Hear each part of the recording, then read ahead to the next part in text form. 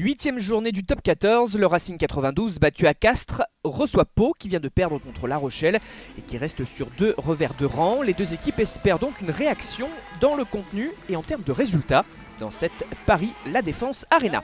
Les Racingmen sont les premiers à l'œuvre. On est dans la continuité d'un jeu au pied de Louis Dupichot et d'un dégagement contré de Vatoubois.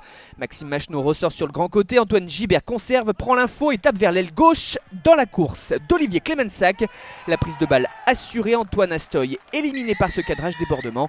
Et c'est le premier essai de la partie, le premier essai de la saison pour le 3/4 centre. Un joli mouvement et l'inspiration de Gibert pour changer de côté et ainsi déborder la défense adverse. La finition dans un petit espace ensuite. 5-0, Maxime Machenaud manquera cependant la transformation.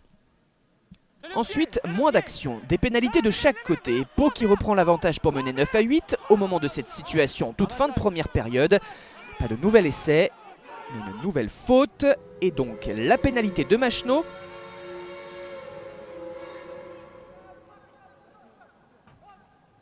Elle permet au Racing de basculer en tête à la pause, 11-9.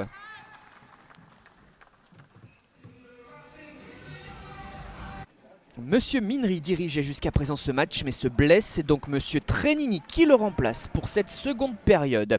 Une mêlée paloise, un secteur où les joueurs de la section se sentent forts, qui doit servir de rampe de lancement. Thibaut Dobagna introduit et repart sur le fermé.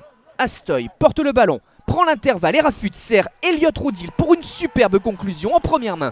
Et un essai qui permet en plus au Béarnais de passer devant, 14-11, puis 16-11 après la transformation d'Astoy. Décisif dans cette action. Il casse un plaquage et sert son centre pour bien négocier ce 2 contre 1.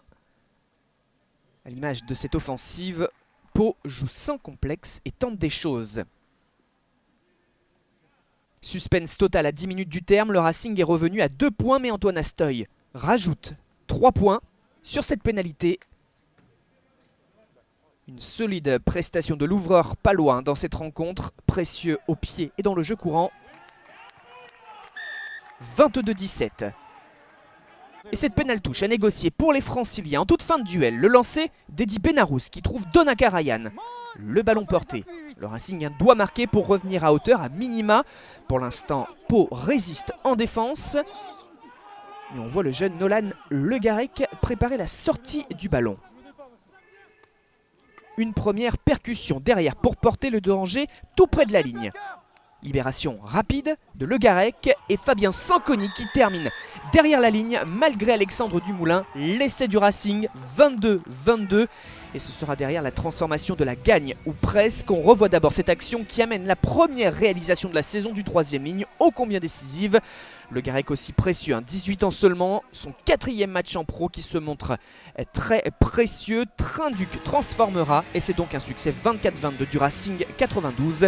La section paloise courageuse doit se contenter du bonus défensif.